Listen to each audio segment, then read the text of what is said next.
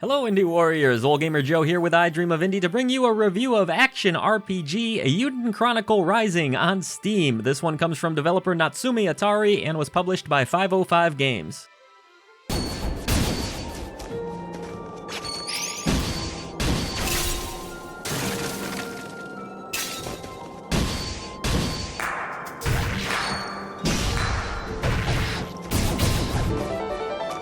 Let me begin by saying I am a backer for the upcoming RPG Eiyuden Chronicle 100 Heroes and the original Suikoden and Suikoden 2, of which said RPG is clearly inspired from, are two of my favorite games pretty much ever. Eiyuden Chronicle Rising serves as both a prelude and prologue to 100 Heroes, so if that's a game you've backed or have any interest in at all, you're probably going to want to play this game to get the full experience. Now, it's not required material, of course, but you will be introduced to the world of 100 Heroes along with some of the characters that will be a larger part of that experience. And luckily, while it's not without its flaws, this is still a fun and often quite addicting action RPG that will keep fans of the genre busy for a good 20 plus hours regardless of their interest level in this new franchise. In Eiyuden Chronicle Rising, you'll begin the game as CJ, a young girl who loves adventure, is full of life and optimism, and is willing to help deal with pretty much any conflict a person's going through. This leads to her taking on a ton of side quests, which, fair warning, if you don't like side quests, this game isn't going to be for you. But anyway, CJ is traveling to the town of New Neva, where she's attempting to get an explorer's license. CJ refers to herself as a, quote,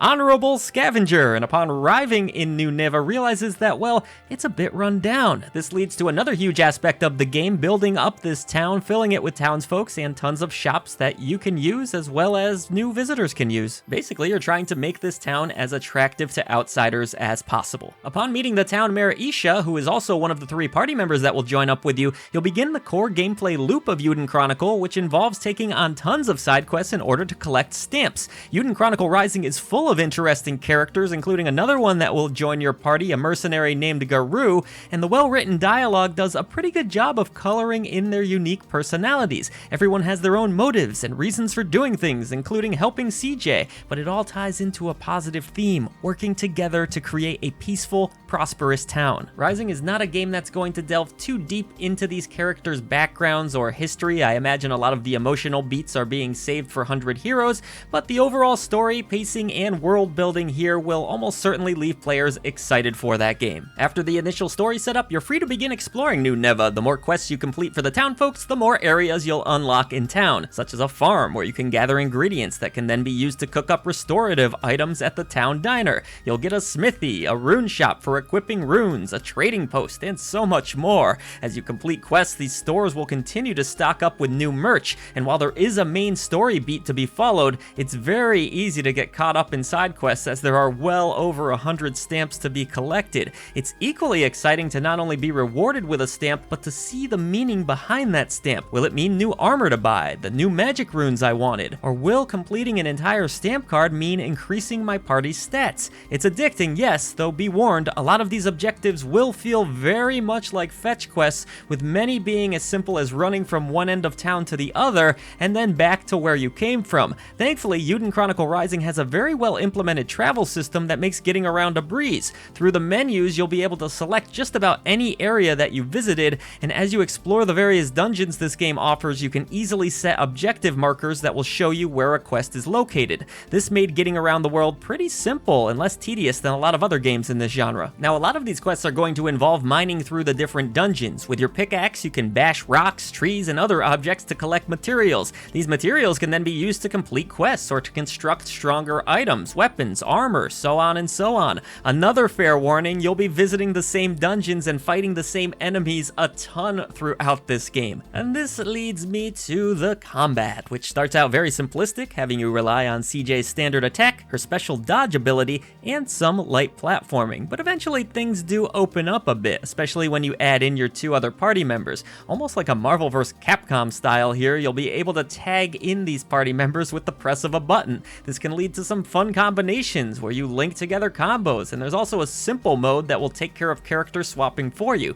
Accessing your restorative items is also no problem at all. Apart from adjusting the combat with simple mode, there really aren't that many accessibility options to speak of. There are a few visual settings that you can experiment with, things such as the overall quality preset, texture quality, and shadows, but not all that much as far as PC games tend to be. Which character you want to play as for the majority of the game, though, is really up to you. I enjoyed swapping between all three because they all have unique fighting styles, like Guru being more of a brute head-on type character, or Isha with more magic use. But at the end of the day, everything about this combat system is very simple, and because the game never gets all that challenging, it can often turn into a single button mash to get through enemies. So don't expect any deep, complex systems here. Even equipping characters with runes that can imbue them with magical abilities, some of which open new paths, is very easy to understand. The game does a nice job of introducing new features through tutorials. Boss encounters are equally entertaining, though again, simplistic and not all that challenging. And just like many things in Eiyuden Chronicle Rising, you can expect to participate in them multiple times. There's honestly a ton of other little intricacies in this game, like the ability to set traps in order to collect meat, but in the interest of time, I'll let you discover these yourself. The key thing to know about this gameplay loop is that, well, I got addicted to it, yes, but I could just as easily see someone being turned off by it. Again, this game is very side quest heavy. Sometimes your log will be so full of quests you'll feel overwhelmed. Some of these quests don't carry deep meaning and feel like padding. They aren't all created equally, but at least you do feel rewarded for each one, which made me ultimately enjoy collecting these stamps. You're not getting a deep combat system here either, nor a challenging game, which almost gives the title a bit of a cozy casual vibe. Run around for a while, complete some quests, beat on some enemies, watch your town grow and prosper. It's actually fairly chill and addicting in hour or two bursts. Longer than that, repetition will set in, and it's best to take a little bit of a break. I think another aspect of this game that kept me playing are its gorgeous visuals. The blend of 2D characters over 3D backdrops is really quite stunning. Built using the Unity engine, the game performs excellent at a locked 170 frames per second on my rig. Forests have layers and texture to them, enemy designs are bright and colorful, animations look great. I love the different environments despite spending a lot of time in them, and the text boxes were always well presented and easy enough to read. This is a very pretty game, full of personality in the characters, nice visual touches like lava and swaying trees. It all looks quite fantastic. This is accompanied by a lovingly crafted soundtrack full of whimsical, peaceful melodies that honestly, some of them did get stuck in my head. Maybe part of that was due to the fact that I heard the few town themes that are available for hours on end, but I love the melodies here, beautifully orchestrated and crafted. The game does not feature any voice acting, but there is plenty of personality that shines through in these songs, along with good overall sound design in general. Eiyuden Chronicle Rising is a game I found myself rather addicted to in short bursts, but it's also a game that was difficult to marathon play. Many of the quests are repetitive. You will get a bit tired of visiting some of these areas and doing the same things over and over again. But then, when I wasn't playing, I was kind of missing the gameplay loop, and I think it's helped by the fact that the travel system is really well implemented. It's so easy to jump from different areas in this game. That helps quite a bit. I thought the writing was solid, even though it serves more as a story to help you get excited for the bigger tale to come. I did enjoy the characters. The simplistic combat was enough to keep me entertained. It's not perfect, but it can be fun and really addicting. And if you're excited about 100 Heroes, well, let's be honest, you are probably going to play this game regardless of what any review said. Thankfully, there's enough fun to make it worth playing.